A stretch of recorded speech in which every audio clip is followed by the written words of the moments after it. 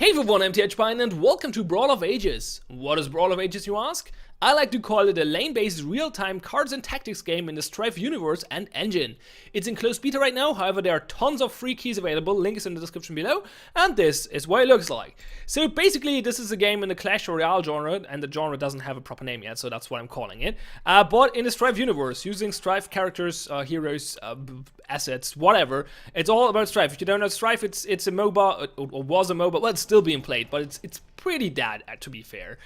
So not a lot of people still playing that, and yeah, that's this game uses characters from that. So we have Bo here and Minerva. No, not Minerva. What was her name? Melody, and I think that's Grandelfang. We have Vermilion, as you can see here, and all the other units are all heroes or units or things from Strife. Besides that, it's similar to Clash Royale. You have a base tower and two smaller towers. Your goal is to destroy the enemy's base. You have a deck of cards, and you spawn cards from that deck. And, well, yeah, that's how it works. And the units will move automatically. So, oh, that was dumb. So they will attack and move without you doing anything. And you just have to make sure that you place them down, and then the units will do the rest, and will move towards the enemy base and attack. And it's all about, well, placing units at the right time, playing the right cards, managing your mana. You have 20 points of mana in this game, and as opposed to 10 in Clash Royale, for example. Let's try that might work. And I'm trying to play while commentating, that always goes wrong. This is a really easy bot there. I should have an easy time. Anyway, so yeah, you have 20 mana. But besides that, and 10 cards in your deck, but besides that, it's very similar to Clash Royale, actually. There you also might have noticed there is ammunition below the turrets. I think they can't shoot anymore when they run out of ammunition. That wouldn't make sense, but I never had that actually happen, so I'm not 100% sure how that works. But I assume that's what's going on. And you either win when 3 minutes are over and you have more turrets destroyed than your opponent, or when you take out the base tower, the main tower, then you win instantly. And I assume it goes into a draw after 3 minutes when the base tower is not down, but I never had that happen before either, because so far I won all my matches, or almost all my matches, with three points instantly. So, yeah. I played a bit of it. As you can see, I'm rank 79 already. The player is not that huge yet, but yeah, I had a pretty good win streak, as you can see here. I won all my matches, and I think only one of them not with 3-0. Or 3-2 something. I think most of them were 3-0, but not all of them. Anyway, so let's play a real match, shall we? And then I'm gonna talk a little bit more about what's going on here. So yeah, is it better? Is it as good as Clash Royale? Is it better? Is it worse? Hard to tell, but really, it's different. It's a little different. It's very similar in a lot of cases, but it's a little different in other cases. As I said, it has more mana and more cards, so you have a 10 card deck and 20 mana, and it feels like it's getting a little bit more hectic. You get more units on the field, there's more stuff going on, which is not necessarily bad. Okay, let's try taking out this Carter with my Vermilion. Oh, you got a Vermilion as well. That sucks now. And a bow. I actually can use my rockets here. Those are the Vex rockets, I think. Oh, that doesn't kill the Vermilion. Well, that's a problem now, potentially.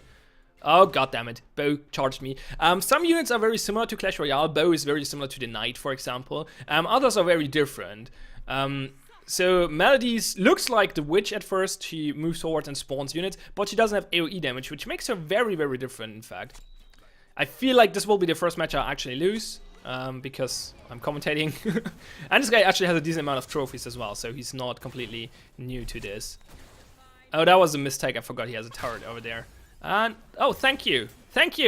So Caprice is doing AoE damage, and he just placed a huge huge group of mobs at her, so she just got rid of all of them instantly. So that was good. I'm gonna try the Vermilion trick again, but this time I'm placing the Grandelfang earlier, so my Vermilion is not getting taken out. And now I'm gonna... Oh, I was about to use my Shadow Leak, which can spawn behind the enemy turret, which is nice.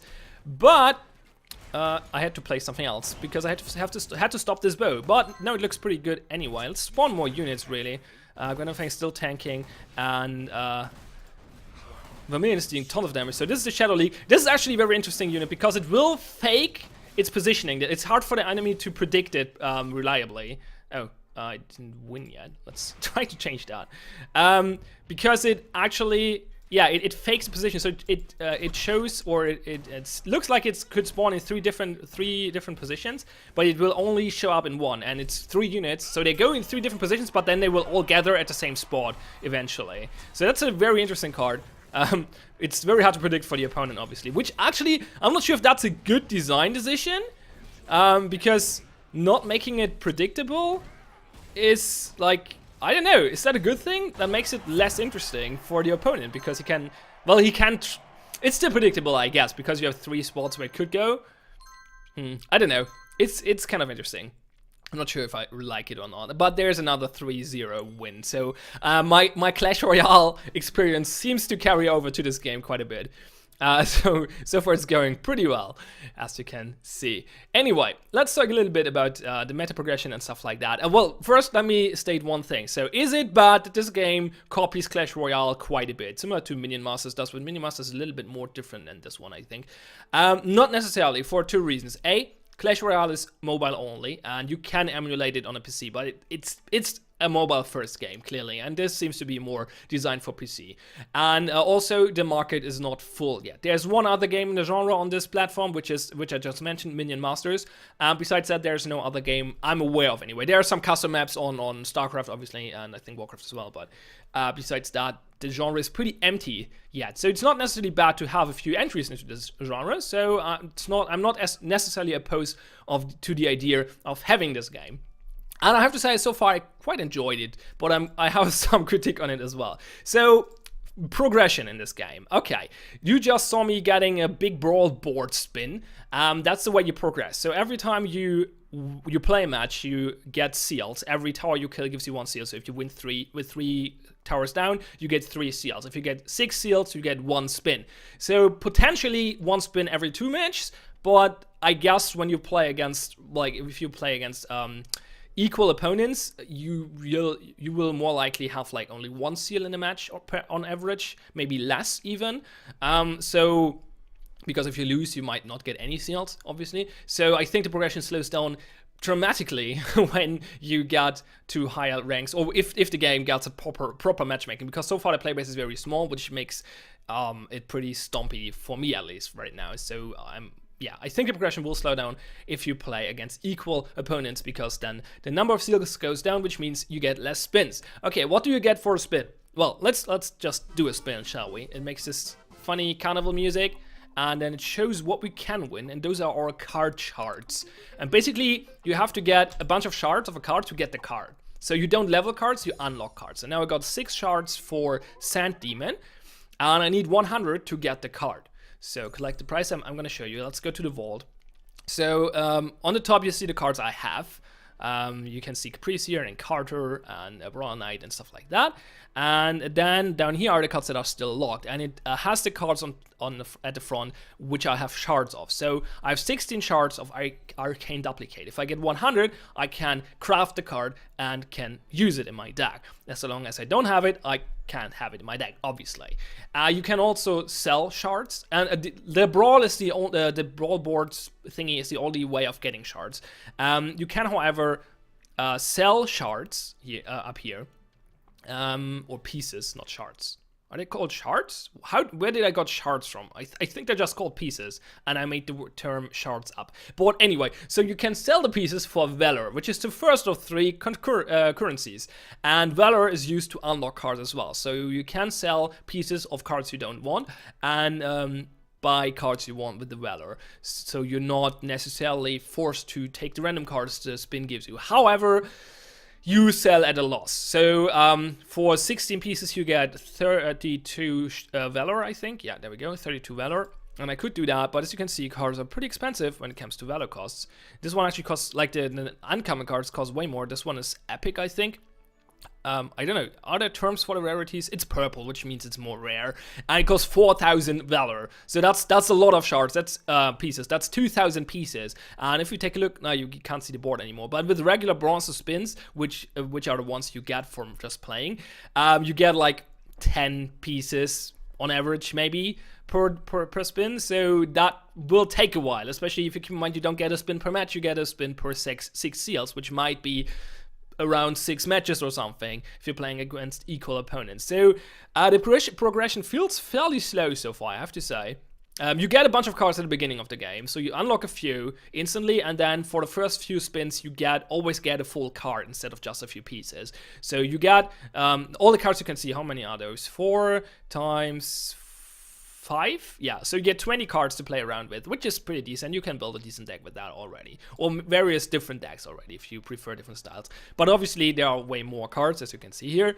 All the heroes are here, by the way. That's the one thing I really like about this. I get nostalgic feelings about this. There's Moxie somewhere, there's Vex, there's Lady Tinder, as you can see here. There's Moxie with the awesome mage skin. He is the regular Moxie though, so Moxie approves.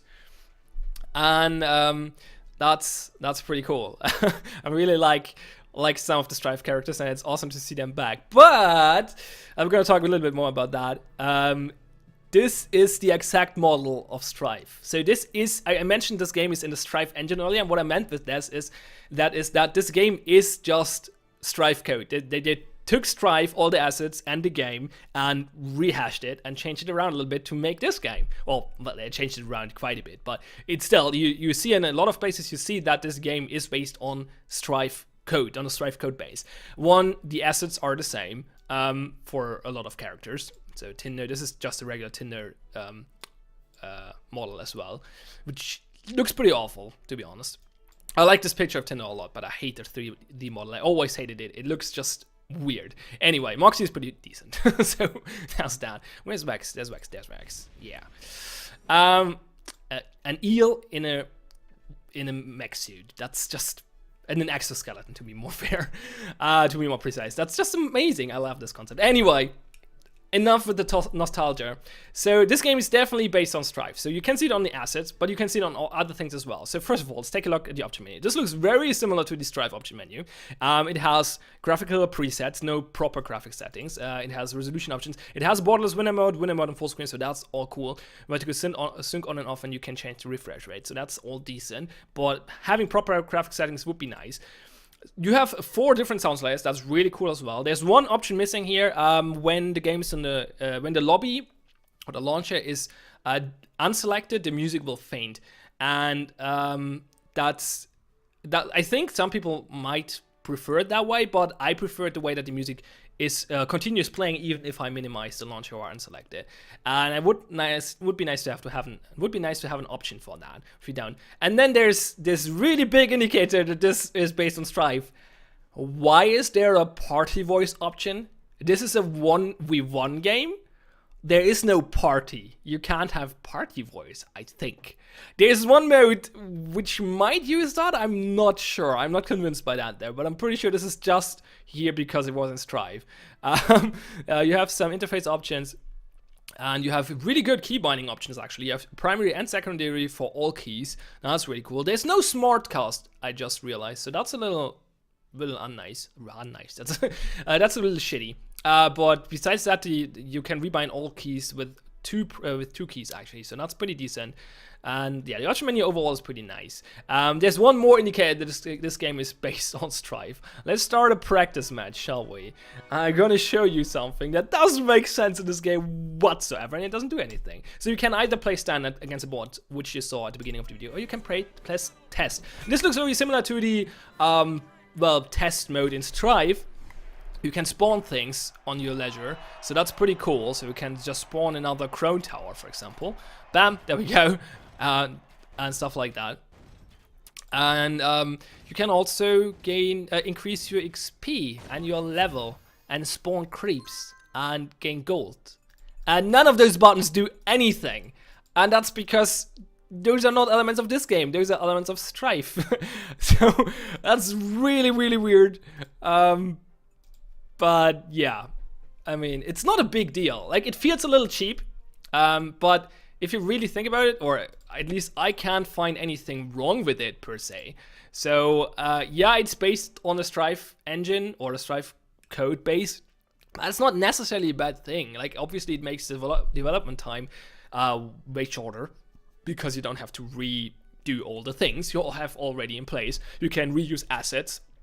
That makes a lot of things way cheaper because you don't have to hire artists. So there are a lot of economy reasons, and I don't really see the downside for the player. Like there's no like.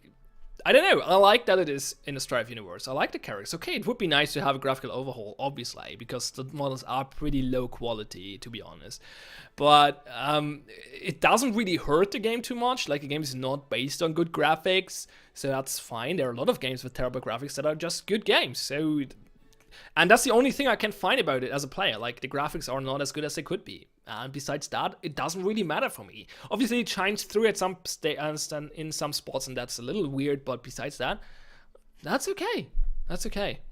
So I don't know. I'm not quite sure what I feel about this, because it feels weird, but I don't really find a good reason to say it's a bad thing. So I guess it's okay for me anyway. So yeah, let's talk a little bit more about progression and game systems and stuff like that. So I explained Valor already. That's what you get for selling pieces, and it's used to craft new cards. Then there are gems. Gems can be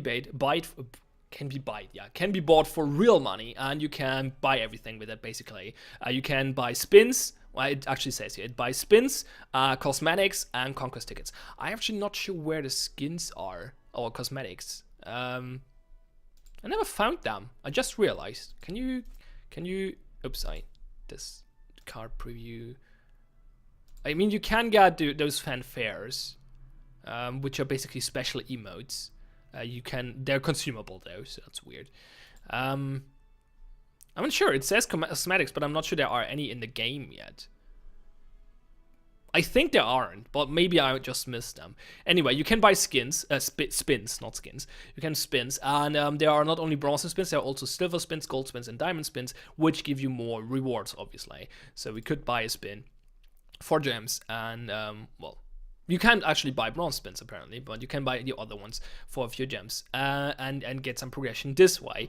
And then there is a third currency called conquest coins, and you get them by playing the conquest mode. The conquest mode is basically what is called arena in Hearthstone, or challenge, I think, in Clash Royale. You play a number of matches against other people in the same mode, and until you either lose 3 times or win 10 times in this game, and you gain rewards at the end based on the number of wins you accumulated. So if you get 10 wins, you get 2 silver spins, a diamond spin, and 241 conquest coins. There are 2 different versions basically of Conquest. There's the free version, which you gain, I think, 1 entry per day or something along those lines, and then there's the premium one, which you enter. I'm not quite sure what you buy the entries with. I can't get out of this one. I'm gonna explain why in a moment. But basically, you enter there. There's a premium mode, like you can buy it with gems, obviously. Conquest tickets is the currency. I'm not sure if you can only buy them with gems or if you can get them in other ways as well. I don't think so, actually. I think you have to pay your way in. And if you play the premium mode, so with the conquest ticket, not the free entry, you get conquest coins. And those can be used to unlock special cosmetics, apparently. But I'm not sure where. So that's another thing. I didn't find a way to spend them. Not that I got any so far. So the main problem with the conquest mode is, because that would be actually a good way of progress. As you can see, you can get pretty good spins here. So you would get a lot of pieces and unlock cards. But the big thing is, nobody plays Conquest right now. The play base is pretty small, and I couldn't find a match so far. So I think there are only 24 people online. Oh, I should close this. This fucks up the recording for some reason. Interesting bug. Okay, anyway, so the overlay of the chat screws up the recording. As you can see, that it says 24 members. You actually can't see that. Okay, never mind. It says 24 members, or 25 now. And I think that's the number of players. That's the whole number of players online right now. It says 30 friends down here. That's just my Steam friends being online. So that doesn't count. And yeah, there are not a lot of people playing this game right now. I can't tell you precise numbers because the game is not getting tracked by Steam charts for some reason, so I'm not quite sure what's going on with that. That's probably going to change when the game goes into, I guess, open beta soonish on Steam. That's what I expect anyway. And yeah, so I think those cosmetics are just not implemented yet, and they will come. I guess unit skins, that makes the most sense. Maybe tower skins, or map skins potentially. I don't know. Anyway, so the progression feels pretty slow. There's one good thing though. Mechanical wise for the lobby, the card editor is really, really good. It works really well. You have multiple deck slots, so we can make a new deck here if we want to. We can rename it. We can say it's called, well, yeah, new deck 12, why not? So now you can select cards by left clicking or deselect them by right clicking. You can drag them over there if you want to. You can reorder them. You can filter them, and the filter is really, really nice. You can sort by name, sort by mana cost, sort by rarity. You have different filters you can turn on and off. You can turn on and off owned cards and unknown cards. That makes sense as well. And you can search for cards. Like, this is, bam, that's how you do a fucking card editor. Every CCG out there, look at this. This is well done. This is a well done piece of UI. There are extensive filters, there are multiple deck slots. It's really easy to drag or to put cards into the deck or replace them with other cards. I can also do this. There we go. I can move them around, as I showed earlier. I can put them in certain positions. The only thing I would like to be able to is to drag them from here as well. So it's in the deck already. It would be nice to being able to drag this over there, but that's not really that important. It shows the average mana count. The only thing missing here would be a statistic over like how many cards are in different. Then again, that doesn't make sense for games with that few cards, because it's, yeah, it would be kind of useful, but not that useful. You can do this if you want to. Oh, there are skins. I found the skins. There we go. Was that here before? Probably. There are the skins. Okay, cool. So we found the skins. Yeah, those are just the skins from Strife. I'm pretty sure. Yeah, those are just the Strife skins. So you have colors, and you have sets, and you can change the cards based on that. So they're just reusing everything, which is genius, but also feels cheap. Especially especially feels cheap. I never bought skins in Strife, I think, or maybe one. I don't know.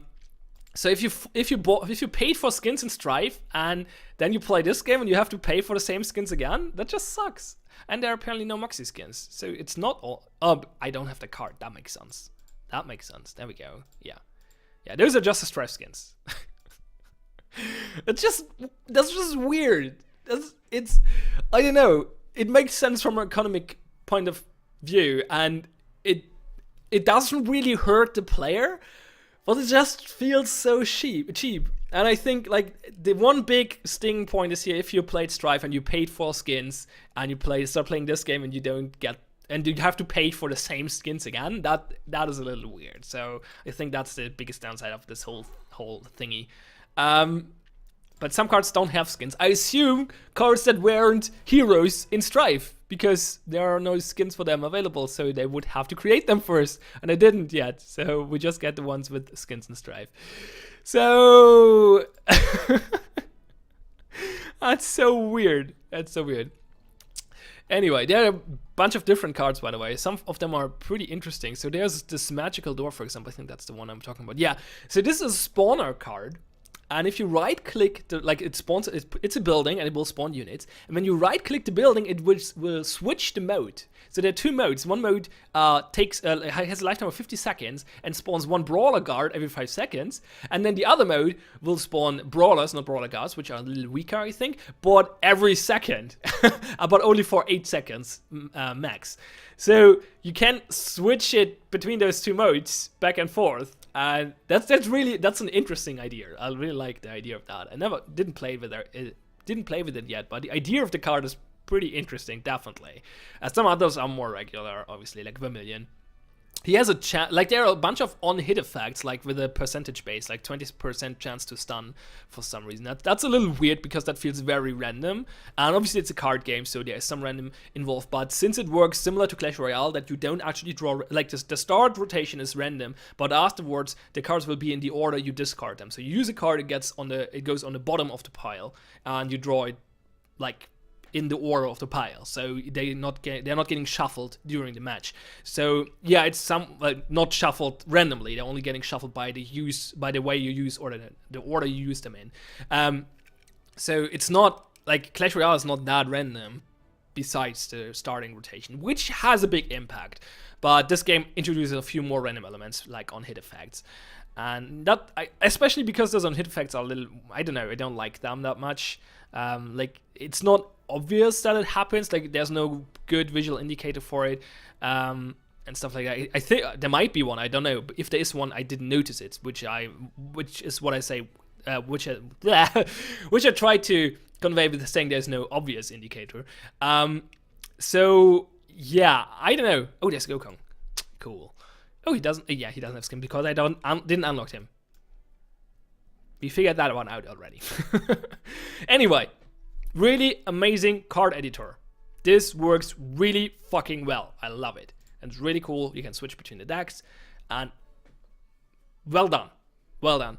As I said, the progression is pretty slow right now. A lot of people complain about it. It's really hard to get new cards, especially if you want specific ones. Like, you can rely on the spin to get random ones, but yeah, if those are the cards you don't want, then that's gonna get annoying pretty soon, obviously. So that's not great. And if you want to craft specific ones, you need way more spins because you sell the pieces at a loss.